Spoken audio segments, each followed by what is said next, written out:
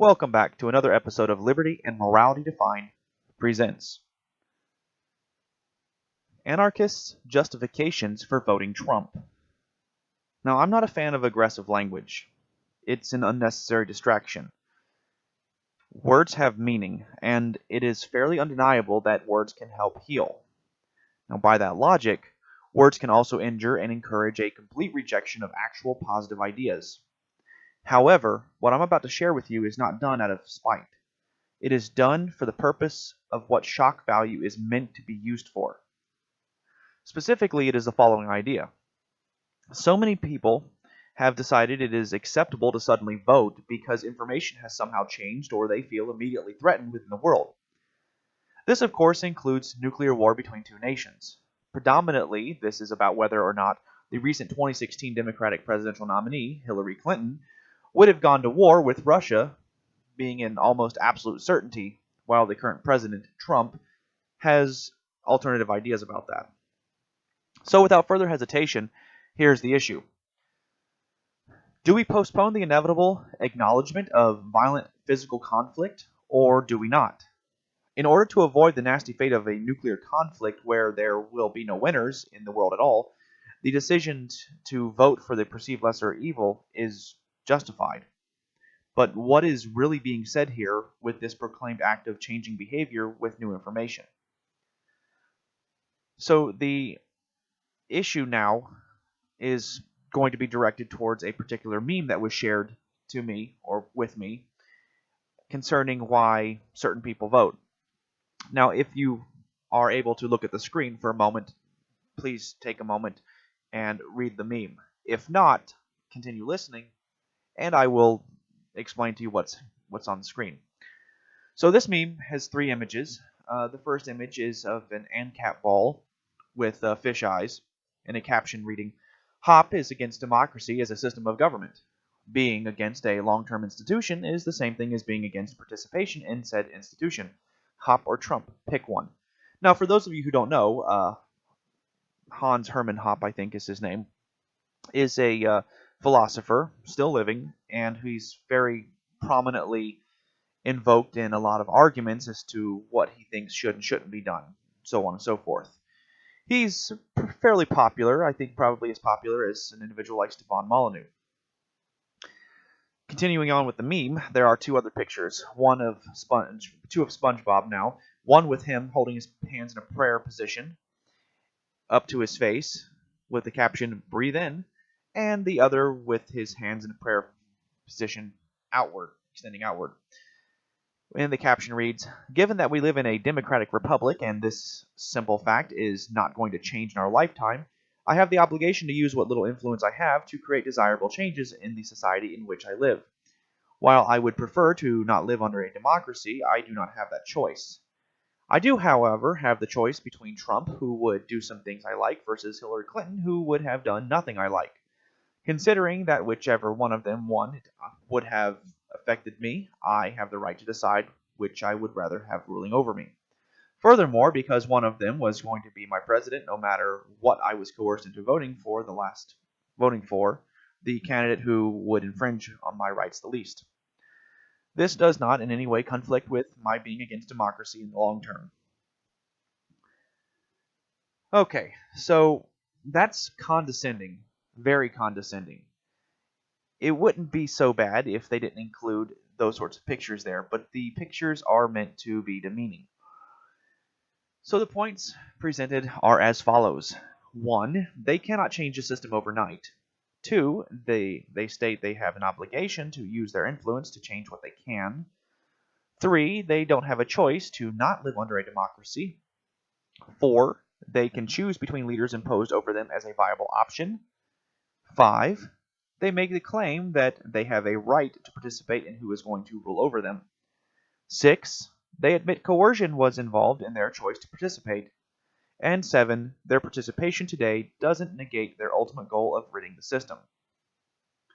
These are their points, and while they seem fantastic up front, they are riddled with absolute fallacies, lack of imagination, and the pretense that obeying the system in the present is somehow going to yield greater success in their survival today.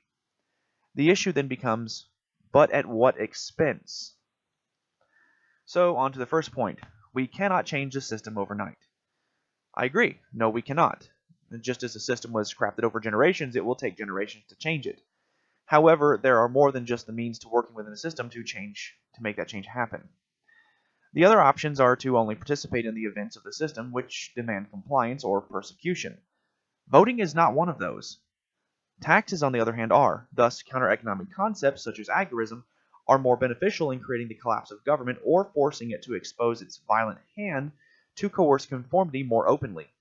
So if one is going to make the justification that voting in a system that is going to impose leadership upon them anyway is okay, why don't they just go ahead and pay their taxes quietly to fund a potential new branch of government that will be used to stop the old branch and be willing to disband itself in the future? If that is seemingly wild and fantastically naive, then that's how voting the right candidate or lesser evil actually is. That's what voting is ultimately doing. Justifying the system. I mean, the idea is self-preservation in the moment, and I get that, if this is the idea. It is not indicative of someone who understands the importance of greater philosophical clarity or transparency.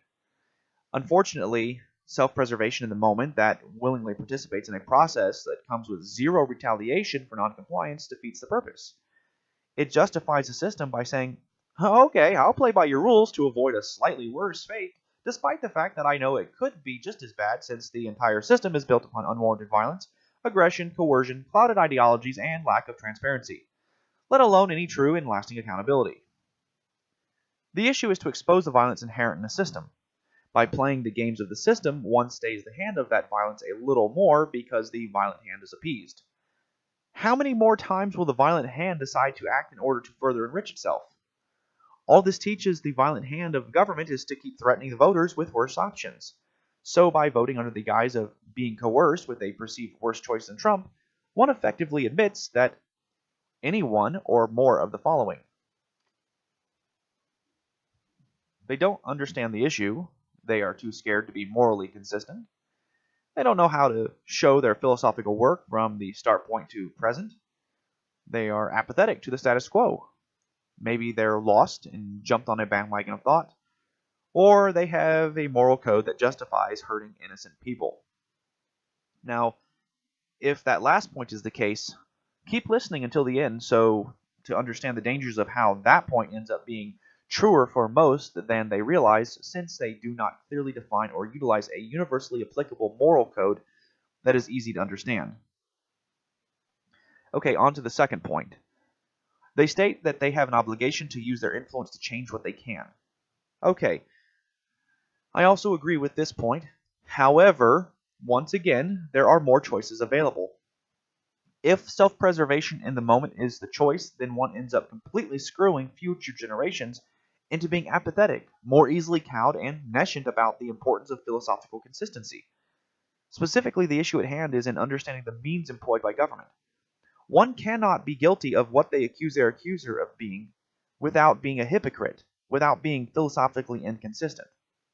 If one understands government is built upon coercion, then one using government to end government is a contradiction in logic.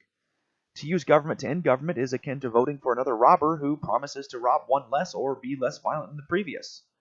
Thus, nothing is actually changing but the severity of the current situation on the notion that all fires can be extinguished with other fires. Do you use a fire to put out a grease fire? Do you use a fire to put out an electrical fire? Do you use a fire to put out a larger raging forest fire? Of course, the latter one might be useful in some situations, but it's not useful in every situation like that. I mean, you need different tactics to put out different fires, so why would you use government to put out more government? It's not like it's a raging forest fire. The only time you need government to stop government is when there's a world war. Oh, I don't know, like maybe Nazi Germany. I mean, that was horrible. But that's not the case today, so we don't need that. The severity of the situation is not the problem today. The problem is that there is a situation involving some people believing they have a right to control other people for any reason other than being directly attacked, or their right to life, property, and happiness being assaulted by some people they are trying to control with government. And even without government, even without any government, and then there is a rogue government going just nuts and taking everybody out, you still don't actually need a government. You just need an organization of people who can stand up and fight and then stop it and then return their normal lives without having any control or power over other people. On to the third point. They don't have a choice to not live under a democracy. Well, I agree. I will take this to mean all governments so that no excuse can be made to simply leave the current one, especially since there is nowhere to escape to where a government won't somehow claim jurisdiction over. In this case, it is pertinent and beneficial to create a morally consistent and universally applicable philosophy and make sure it is absolutely transparent from A to Z. In doing so, no act of committing no harm or encouraging of such harm should be allowed. If the government is known to be founded upon coercion outside of the realm of self-defense in the moment, thus making taxation theft, to knowingly use stolen goods and the destructive means to end the destruction of government makes zero philosophical sense. This is true, built upon the idea that those in power are not continuing to be hurt. They're not being hurt at all. But those who pay the taxes and obey the regulations out of fear are being hurt.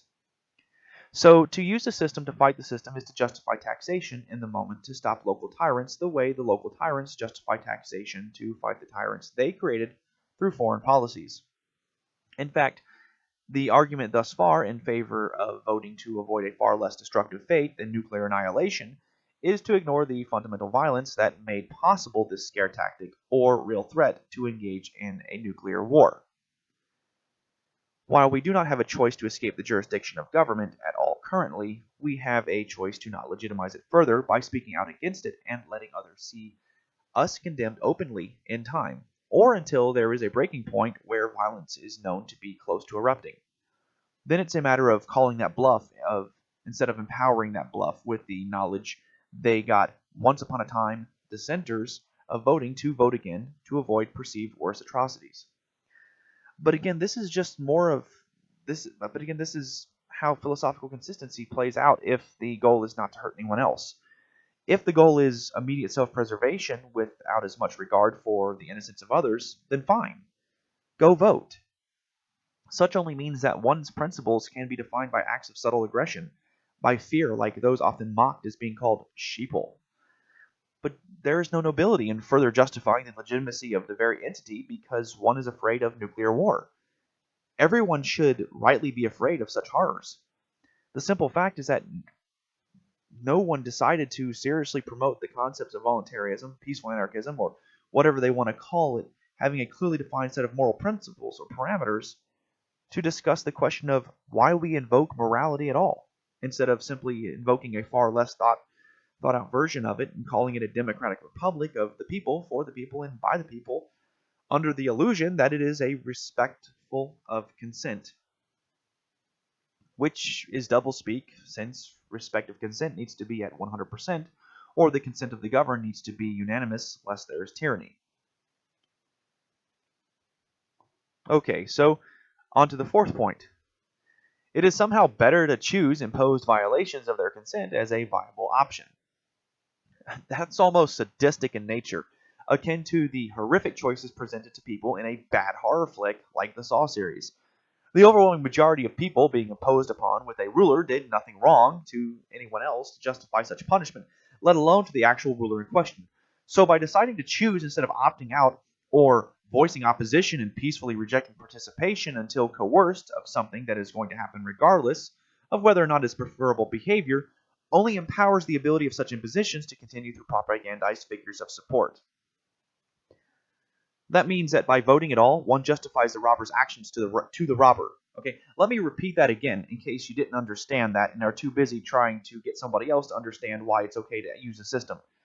That means that by voting at all, one justifies the robber's actions to the robber. So your derpy, fish-eyed ANCAP ball making fun of people with a different philosophy than you, or who can't somehow recognize comprehensive skills, maybe you should think about that instead of being derogatory to other people.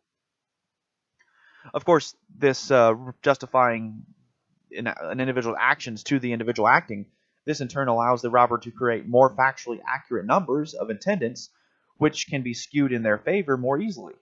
Effectively, this teaches the robber another lesson of how he is okay to continue the process. This also teaches others that the process is legitimate because they can't ever explain to everyone who knows why they voted the way they did, or why they voted at all. And then, how many people will ignore that and claim voting is for the greater good to keep government in place, period? The only way to be seen as fully against the system, without question, is to refuse to vote and only participate in coercive activities. This idea that making a stand that sends mixed signals that require others to ask questions to get a far fuller picture is borderline ridiculous and almost utopian in nature. Few people, if any, will bother asking why one voted, especially if you were a one-time advocate of not voting and then suddenly turned around and voted and said, if you don't recognize the importance of this, then you're part of the problem. Not only is that condescending, but that's insanely arrogant. Remember, it's not polite to talk about religion, politics, or sex per the taboos of U.S. culture. That's a creation of cultural shaming and control by those in power. So people aren't going to be asking why you voted or didn't vote. They're going to see why you didn't vote and be more inclined to be like, okay, you're part of the problem, and they're going to aggress against you. But if you don't vote, but if you do vote and you did something they didn't like, then they can absolutely come after you. But if you don't vote, you're not responsible for it. No matter how much they think you are, you're not responsible for it. Okay, on to the fifth point. They make the claim that they have the right to participate in who is going to rule over them. I mean, this is just more of the same of the previous points. If they settle for the choices of who is going to rule over them other than themselves by actively choosing what they perceive as the lesser of two evils, and I might add, with no clear moral code to define right from wrong or good from evil presently, then they agree to not ruling themselves in the eyes of the system. To all of the system supporters, they are just different active political parties that has agreed to the system. And that's not fair, but the only way to get a crystal clear point across to rejecting being ruled over is to not vote. Additionally, it is helpful to speak out against being ruled over at any turn, and any and every turn, as a matter of fact. I mean, every time something is brought up that discusses voting, it should be acknowledged or at least mentioned that voting is violence. Voting is lacking moral consistency, moral clarity. If they, however, vote in themselves, then they still are responsible for voluntarily using the resources of the system. I mean, that continues the cycle of taxing people more by increasing in quantity and percentages the kinds of taxes directly imposed or through inflation associated with borrowing money from the Federal Reserve Bank. This continues to hurt others and makes the willing participant responsible for choosing such while knowing that the system in question is only going to spend more money one way or the other, especially since the new or returning voter is deciding to use more resources. And this, of course, is the idea behind all governments, falling victim eventually to spending as much as they can to justify having the same size budget the next fiscal year. Yet the federal government hasn't exactly been consistent in the last few years about balancing a budget at all.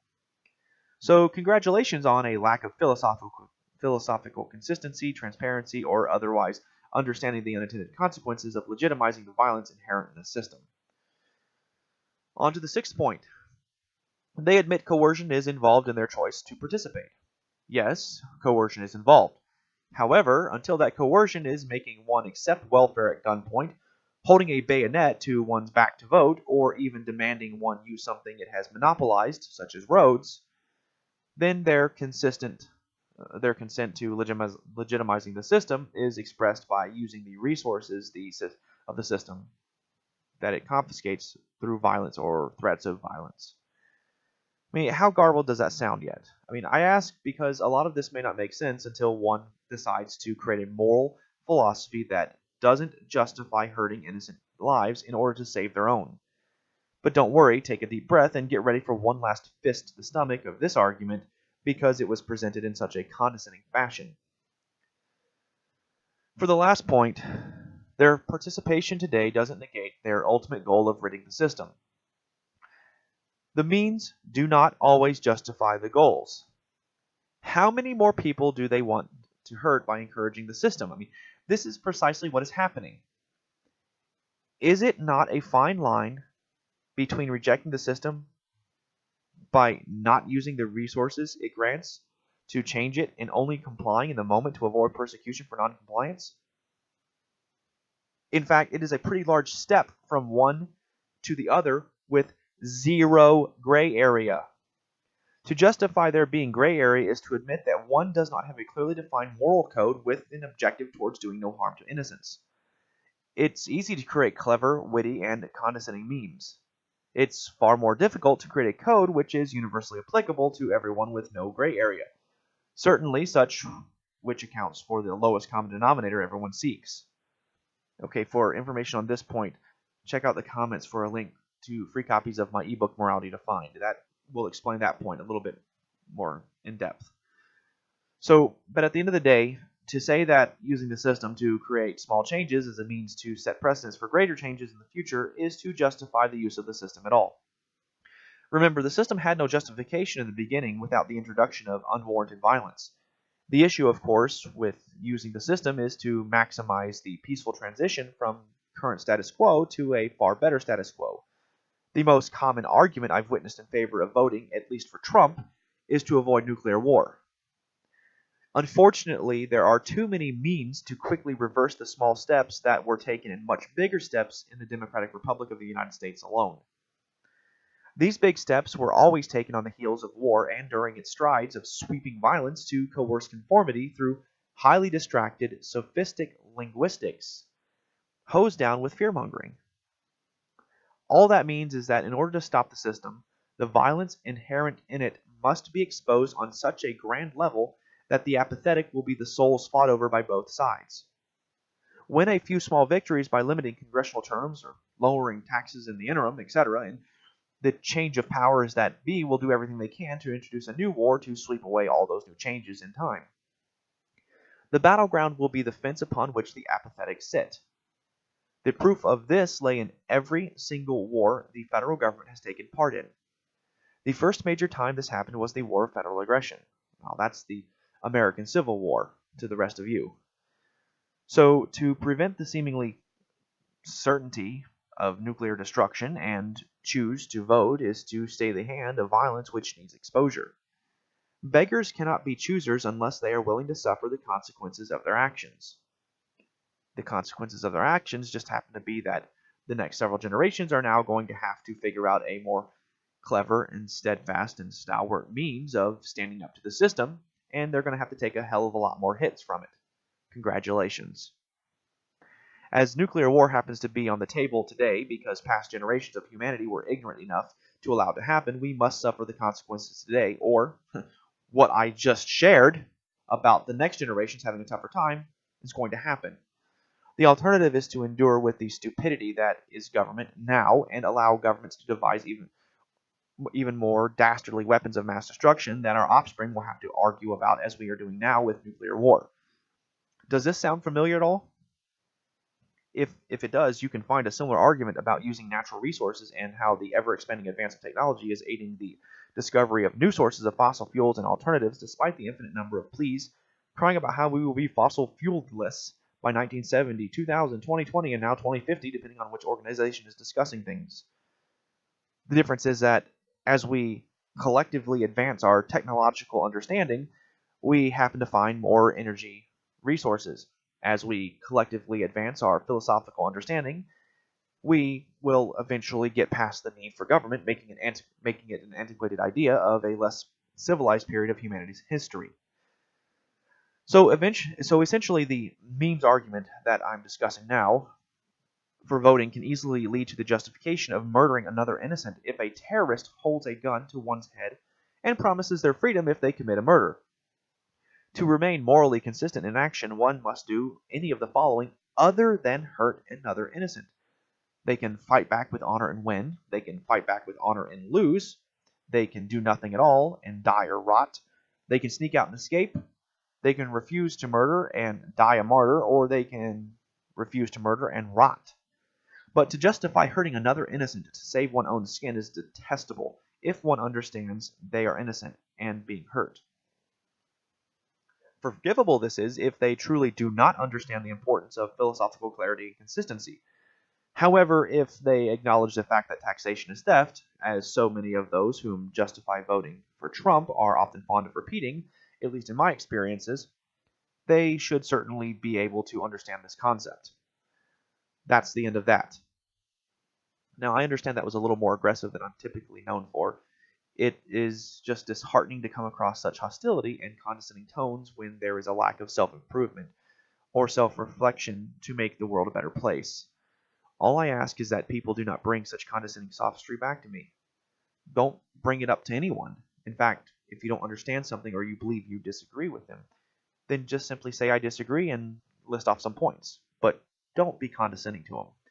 Certainly don't employ this kind of perspective ever in your life. It's not a good thing. It's unnecessary. It's impolite. If one thinks I have misinterpreted this position, please let me know. I'm always happy to understand where I can improve my philosophical position to maintain the utmost consistency.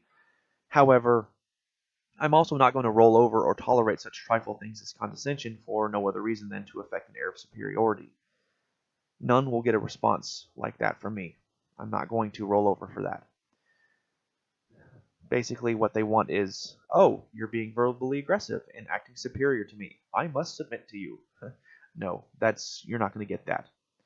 That's what a lot of people want, but then as soon as it's pointed out like that, then they suddenly don't. They're like, no, that's not what I mean. I just want you to see reason. And this is why the whole idea of shock value is so grossly misused. So my goal right now is to actually help people understand more efficient, less destructive, and far more principled means. Nuclear war is nothing that anyone wants except those who desire to do evil. Unfortunately, our ancestors, those who were alive during the early and mid-1900s, who could understand and do something about government, didn't. So if we don't do something about calling out the violence that is inherent in government's foundations, then what planet-killing or entire star system-killing atrocity will our great-grandchildren have to suffer in the coming century? Think about that for a while. For now, I'd like to thank you for your time. If you found this helpful, please like, share, and give it a thumbs up. I base all of my work on my books Liberty Defined and Morality Defined. If you'd like to encourage more content like this, please visit my website, jimlimberdavis.com, to explore more of my works, download free copies of my books, and consider donating even just $1. Thank you so much for taking a peacefully proactive solution and raising humanity's pinnacles of success faster and more efficiently through peaceful comprehension and creation instead of hostile ridicule and destruction.